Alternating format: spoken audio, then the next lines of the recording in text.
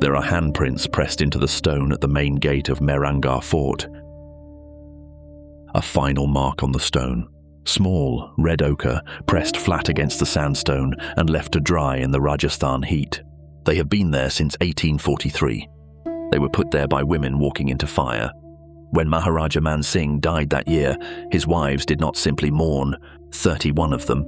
Sources vary on the exact count, but contemporary accounts give 31, followed him into the flames of his funeral pyre. They had dressed in their wedding clothes. Some accounts say they were smiling. Others say nothing about their faces at all, which is perhaps the most honest record of what actually happened. Before they walked into the courtyard, 15 of them pressed their hands into red powder and then pressed those hands against the stone gateposts of the fort. A final mark on the stone, a goodbye, or a mark of ownership, or something that has no word in any language, because the people who made them are gone. This was Sati, this was Mehrangarh, and those handprints are still there today, roped off behind a small brass barrier so that tourists do not touch them. The fort itself, massive, golden red, sitting on a sheer cliff 150 meters above the city of Jodhpur, has been photographed millions of times.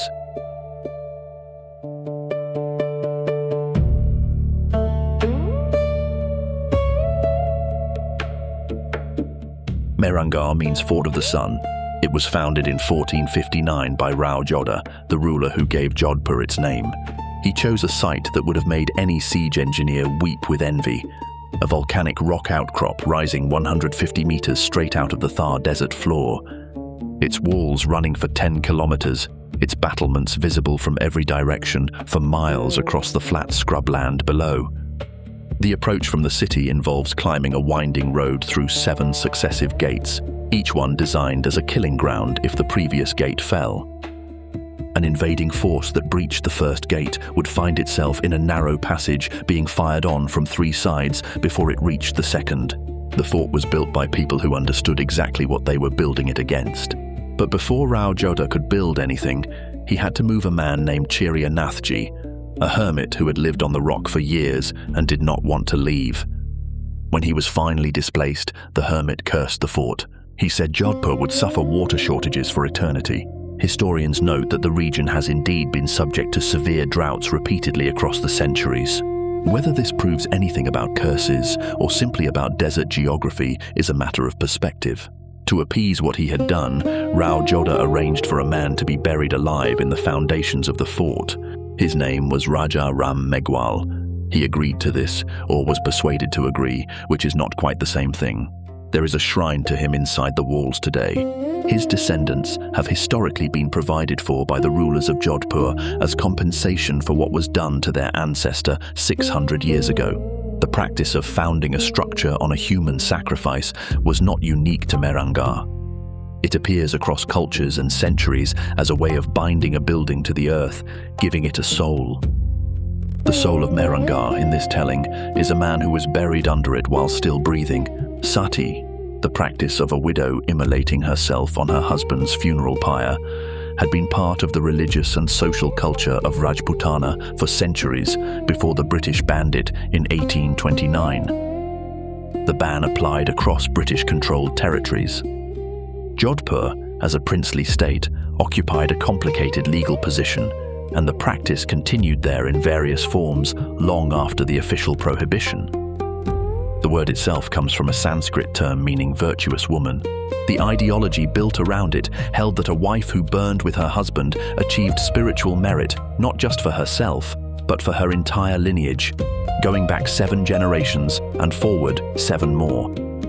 In its most extreme articulation, sati was not merely permitted but celebrated, and women who refused it faced social consequences that could include complete ostracism of their families, seizure of property, and a form of social death that preceded physical death only by years rather than hours. The pressure was structural, generational, and built into the fabric of how honor was understood in the Rajput ruling class. How much of the 1843 immolation at Mehrangarh was genuinely voluntary, and how much was social coercion operating under such pressure that the concept of choice had essentially collapsed? That is a question historians still argue about. Contemporary British accounts expressed horror. Contemporary Rajput accounts framed it as an act of honor and devotion. Neither account was written by any of the 31 women involved. What is documented? Maharaja Man Singh died. The funeral pyre was prepared inside the fort complex. 31 of his wives walked to it. 15 pressed their hands to the Loha Pole gate on the way. The British resident in Jodhpur filed a protest. No criminal proceedings followed. The handprints dried in the sun and stayed. The British had banned Sati 14 years before this happened.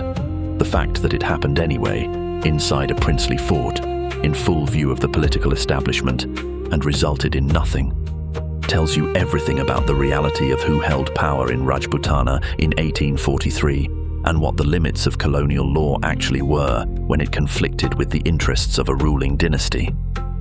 31 women died, nobody was charged. The fort remained a center of Rajput power for another century. Before the 1843 Sati at Mehrangarh's gate, there was a second mass immolation inside this fort, far larger and almost never mentioned in the same breath. On June 24, 1724, Maharaja Ajit Singh, the ruler who built Mehrangarh into the stronghold it became, died inside his own palace walls. Persian court records name the killer as his own son, Bakht Singh.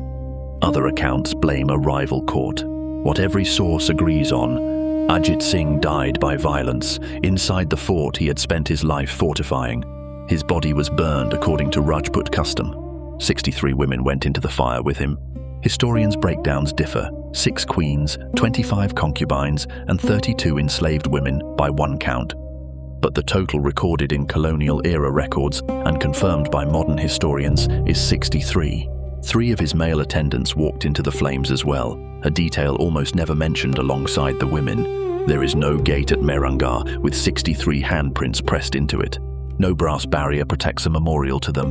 The 1843 Sati is the one visitors are shown, the one that left a mark in stone. The 1724 Sati, more than twice the death toll, left nothing behind but a number in a ledger and a line in a handful of academic histories. Mehrangarh was not only a place where women died, it was a fortress that fought, and fought hard, across 3 centuries of Mughal expansion, Maratha incursion, and internal Rajput conflict. The spike panels on the Fatapole gate, thick iron spikes set into the wood at chest and face height, were designed to stop war elephants. Armies in this period used elephants as battering rams against fortified gates. The spikes ensured that a charging elephant would be driven backward by pain or killed on impact. The spikes are still there. They are not small. They are the length of a man's forearm, and they taper to a point that would pass through a man as easily as through an animal. The gate looks decorative until you stand in front of it and understand what the spikes were for. The fort's cannon collection includes Kilkila, one of the largest cannon in Asia at the time of its casting, 16 feet long, cast from 8 different alloys. It required a team of oxen to transport and had a range that made it effective against any besieging army attempting to establish artillery positions in the plain below. It was used. The scorch marks on the battlements near its mounting point are still visible if you know where to look. Cannonballs recovered from the approaches to the fort during construction work in the 20th century are displayed in the museum. Some of them are larger than a human head. The Mughals under Aurangzeb seized Jodhpur in 1678 following a succession dispute. Aurangzeb imposed the jizya tax on Hindu subjects, desecrated temples in the city below, and installed a garrison inside Mehrangarh itself. The Rathore clan, the ruling dynasty of Jodhpur, spent the following decade in exile and guerrilla resistance before recovering the fort. The occupation had lasted long enough to reshape the architecture. Mughal design elements were incorporated into the rebuilt sections of the palace. You can see where one culture overwrote another in the stonework. Mehrangarh held prisoners. This is less documented than the fort's military history or its dynastic records, and that absence of documentation is itself significant. Prisoner records were not kept with the same care as victory inscriptions. The men who built gates to kill invaders did not write detailed accounts of the people they confined inside. What is known? The fort's deep interior rooms, particularly those in the older sections of the complex near the Sringar Chowk courtyard, were used for confinement. Political prisoners, rival claimants to the Jodhpur throne, disgraced officials, captured enemies from the Maratha conflicts of the 18th century, were held in rooms whose windows look out over a drop of 150 meters. There was nowhere to go. The cliff was the prison wall. The Maratha wars of the 1700s brought particular brutality to Rajputana. Mehrangarh changed hands, was besieged, and saw the kind of violence that comes with dynastic warfare. In a region where every fort was both a military installation and a royal household. Civilians lived inside the walls. When sieges came, the civilians were inside them too. The distinction between a palace and a prison in Mehrangarh's history is often a matter of which side of the gate you were on when the gate was locked. Outside the walls, the city of Jodhpur grew up in the shadow of the fort, literally. The fort sits at the northern edge of the old city, and its shadow falls across the blue houses every afternoon. The people who built those blue houses lived under a structure that could, at any moment, turn its cannon on them. This is what it meant to live in a fortified city in Rajputana. The thing that protected you was also the thing that owned you. The fort was also a stage for a particular kind of Rajput violence that gets little attention in the official histories: the murder of inconvenient heirs. Succession in the Rathore dynasty was rarely clean. Brothers killed brothers, uncles arranged accidents for nephews, and the fort's interior rooms were used not just for honored prisoners, but for family members whose existence had become politically inconvenient. In 2006, a woman was reported to have died in a Sati immolation in the village of Deorala, near Jodhpur. The case became a national scandal. Indian law had criminalized the glorification of Sati in 1987. Arrests were made. Prosecutions followed. The case dragged through the courts for years.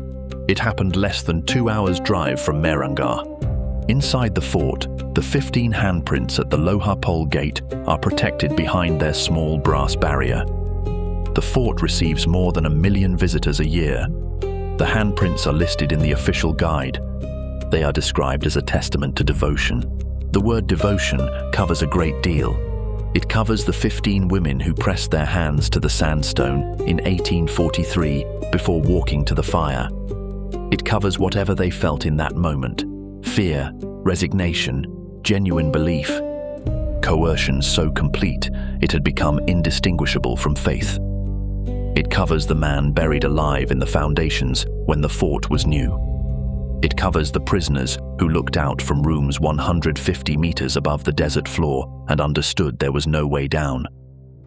It covers 600 years of war, siege, and dynastic violence embedded in walls that people pay admission to enter and walk around with audio guides. Mehrangarh still stands exactly where Rao Jodha put it in 1459, on its volcanic rock above Jodhpur. The city below is famous for its blue-painted houses.